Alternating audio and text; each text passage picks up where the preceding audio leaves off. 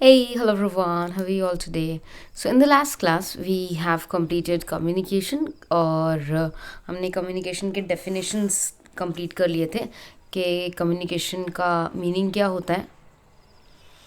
After doing the meaning हमने features के बारे में बात की थी. Features characteristics भी होते हैं and after that we also have understood about the objectives. हमने ये सारी उद्देश्य हमने ये तीनों चीज़ें कंप्लीट कर ली है. आज हम करेंगे प्रोसेस और एक बार प्रोसेस कंप्लीट हो जाए तो हमारा नेक्स्ट वीडियो होगा ऑन टाइप्स. ओके, तो we have completed first second third और आज हम प्रोसेस करने वाले हैं. ठीक है, अब प्रोसेस मतलब प्रक्रिया होता है. तो प्रोसेस के लिए आपको एक चीज़ बहुत ही सिंपल ध्यान रखने की ज़रूरत है. प्रोसेस का मतलब होता है प्रक्रिया. प्रक्रिया मतलब it is a step by step process.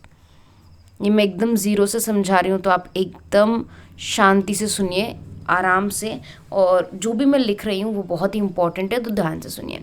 Step by step का मतलब क्या होता है, जब आप फर्स्ट स्टेप कंप्लीट करते हैं तो ही आप सेकेंड स्टेप पे जा सकते हैं, सेकेंड स्टेप कंप्लीट करते हैं तो ही आप थर्ड स्टेप पे जा सकते हैं एंड सो ऑन. मतलब आप कोई भी स्टेप स्किप नहीं कर सकते. तो पहले के बाद दूसरा होगा, दूसरे के बाद तीसरा और तीसरे के बाद चौथा. You have to go like this only. आपको इसी तरह आगे बढ़ना पड़ेगा. आप बीच में कोई स्टेप मिस नहीं कर सकते, स्किप नहीं कर सकते, छोड़ नहीं सकते. आप कोई फर्स्ट टाइम में सेकेंड स्टेप नहीं ले सकते. जैसे फॉर एग्जाम्पल अगर आपको टेंथ पास करना है, ठीक है, सपोज आपको ट्वेल्थ का एग्ज़ाम देना है, ट्वेल्थ बोर्ड, तो आपको पहले टेंथ बोर्ड देना ही पड़ेगा. Unless and until you give your tenth board you will not be eligible for your twelfth board. और अगर आपको ग्रेजुएशन का एग्ज़ाम देना है तो आपको ट्वेल्थ का एग्ज़ाम देना ही पड़ेगा, उसी के बाद आप एलिजिबल होंगे. तो ये जैसे एक प्रक्रिया है, एक स्टेप बाय स्टेप प्रोसेस है. कम्युनिकेशन भी एक स्टेप बाय स्टेप प्रोसेस है. मतलब जब तक पहली चीज़ नहीं होती दूसरी चीज़ नहीं हो सकती, और जब तक दूसरी चीज़ नहीं होती तब तक तीसरी चीज़ नहीं होती. ठीक है, तो ये एक बहुत ही सिंपल इंट्रोडक्शन है और बहुत ही इंपॉर्टेंट है, क्योंकि कई बच्चे यही सोचते हैं कि प्रोसेस के सारे स्टेप्स वैसे के वैसे याद करने हैं. हाँ, प्रोसेस के सारे स्टेप्स वैसे के वैसे याद रखने हैं. आप उन्हें आगे पीछे नहीं कर सकते, शिफ्ट नहीं कर सकते, जम्बल नहीं कर सकते, मिक्स नहीं कर सकते. जिस तरह दिया आपको बस उसी तरह उसको याद करना पड़ेगा. उसका ये लॉजिकल एक्सप्लेनेशन है या लॉजिकल रीज़न है. ओके, सो अब कम्युनिकेशन के प्रोसेस के लिए I will show you one image. Yes, बर्लो sir, ये काफ़ी इंपॉर्टेंट है तो मैं यहाँ पे एक एस्ट्रिक लगा देती हूँ. एस्ट्रिक मतलब स्टार. ये जो स्टार का मार्क है यहाँ पर जो आप देख रहे हैं इसे हम एस्ट्रिक कहते हैं. ठीक है, तो बर्लो सर ने पहली बार इंट्रोड्यूस किया था एसआर मॉडल.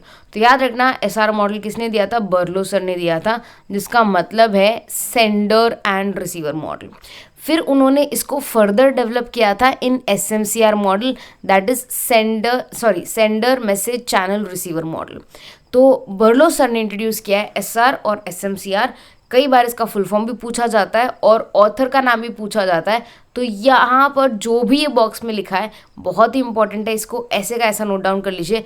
ये एग्जाम में कई बार पूछा गया है. ठीक है, तो आप पॉज कर सकते हैं वीडियो, आराम से इसको ऐसे का ऐसा नोट डाउन कर सकते हैं. ये काफ़ी इंपॉर्टेंट है. ठीक है, अब एसआर मॉडल क्या था? एसआर मॉडल में सिर्फ एक सेंडर होता था, मतलब एक पर्सन जो बोल रहा है, और एक रिसीवर है, दैट्स इट. ठीक है, इसके अलावा कोई और एलिमेंट इसमें इंक्लूडेड नहीं था in the SR model. But SMCR में हमने मैसेज भी इंट्रोड्यूस किया और चैनल भी इंट्रोड्यूस किया कि हम किस माध्यम के थ्रू सामने वाले को मैसेज पहुंचाएंगे. मतलब क्या वो वर्बल होगा, रिटन होगा, नॉन वर्बल होगा, ये सारी चीज़ें एसएमसीआर में ज़्यादा इंक्लूडेड हुई हैं. तो इसका सिंपल एक्सप्लेनेशन ये रहा. अब हम जाते हैं मेन डिटेल्ड प्रोसेस पे. एक और इम्पॉर्टेंट नोट, ये आप ध्यान से सुनिए, ये मैं क्या कहना चाह रही हूँ. अलग अलग बुक्स में इसका प्रोसीजर अलग अलग दिया हुआ है. इसका मतलब ये नहीं कि जो मैंने यहाँ पर दिया है वो गलत है या जो बुक्स में मेंशन किया है वो गलत है. No, none of it is wrong. It totally depends upon the explanation. ठीक है, बट हाँ, कई बार ऐसा होता है कि भाई इनमें से बीच में से एक शायद पॉइंट मिसिंग हो, बट ये जो है ये सबसे बेस्ट मुझे लगा, इसमें सबसे ज़्यादा टॉपिक्स इंक्लूड किए गए, सबसे ज़्यादा स्टेप्स इंक्लूड किए गए, इसलिए मैं ये वाला प्रोसीजर समझा रही हूँ। कई बुक्स में आपको इससे हल्का सा चेंज भी मिल सकता है, but don't worry, that is not wrong. Okay, तो इसका जो पूरा प्रोसीजर है that is sender, encoding, messenger, transmission, receiver, decoding, feedback. तो यहाँ पर हमारे पॉइंट्स अगर मैं लिख दूँ, so first, second, third, fourth, fifth, sixth and seventh. तो ये सातों पॉइंट आपको सीक्वेंस में याद करना है। इसको याद करने का एक बहुत ही अच्छा तरीका है, बचपन में आपने राइम्स याद की होंगी, like twinkle twinkle little star, how I wonder what you are, up about the world so high, like a diamond in the sky.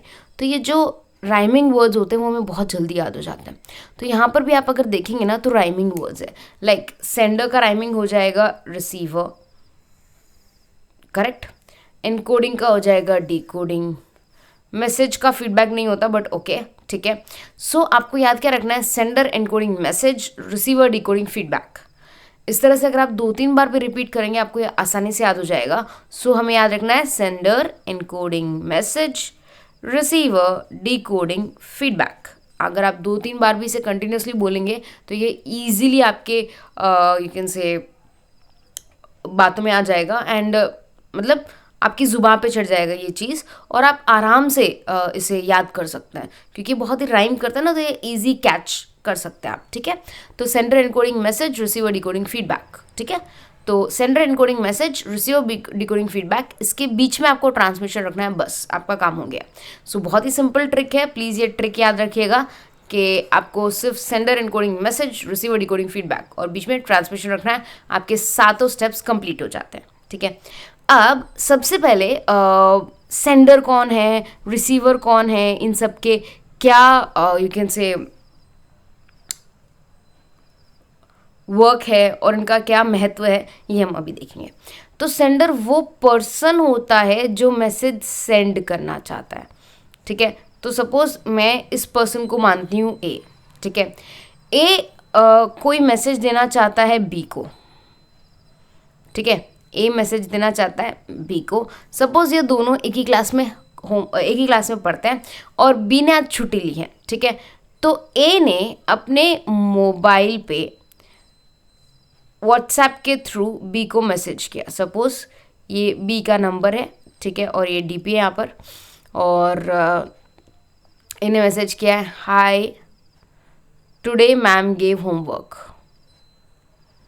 Ma'am gave homework, ठीक है, और उसके कुछ डिटेल्स, और ये सेंड किसको किया, बी को।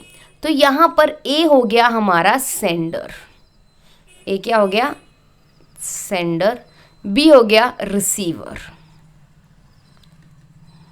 ठीक है। तो सेंडर, रिसीवर हो गया। अब सेंडर, इनकोडिंग, मैसेज हमें याद रखना है, रिसीवर, डिकोडिंग, फीडबैक याद रखना है, बीच में ट्रांसमिशन आएगा, ओके। अब मैं आपको एक एक बता रही हूँ। सेंडर हमें पता चल गया कौन है, रिसीवर पता चल गया कौन है। सेंडर कौन है, जो मैसेज सेंड कर रहा है, रिसीवर कौन है, जो मैसेज रिसीव कर रहा है, ठीक है। अब मैसेज क्या है, मैसेज है, hey today ma'am gave us homework, कि हेलो बी, आज आप स्कूल नहीं आए बट टीचर ने होमवर्क दिया, ये मैसेज है, तो मैसेज भी आ गया। अब ट्रांसमिशन क्या होगा, ट्रांसमिशन को कई बार चैनल के नाम से भी जाना जाता है, ठीक है। तो उसमें क्या होता है, ए ने क्या किया है, ए ने बी को ट्रांसमिट किया है थ्रू व्हाट्सएप। तो यहाँ पर आप व्हाट्सएप बोल सकते हो, या रिटन मैसेज बोल सकते हो, या टेक्स्ट मैसेज बोल सकते हो। ये क्या है, ये आपका चैनल है। आपने डिजिटली मोबाइल के through a written text, through a written communication B को मैसेज पहुंचाया है, तो ये हो गया आपका ट्रांसमिशन, ओके। अब बचता है एनकोडिंग, डिकोडिंग और फीडबैक। इसमें बी ने क्या किया, बी ने ए को वापस टेक्स्ट किया कि थैंक यू बताने के लिए, okay, and B says okay fine और थैंक्स, इस तरह से कुछ मैसेज किया, तो ये हो गया फीडबैक। अब रही बात एनकोडिंग और डिकोडिंग, इसमें सबसे ज़्यादा बच्चे कंफ्यूज होते हैं।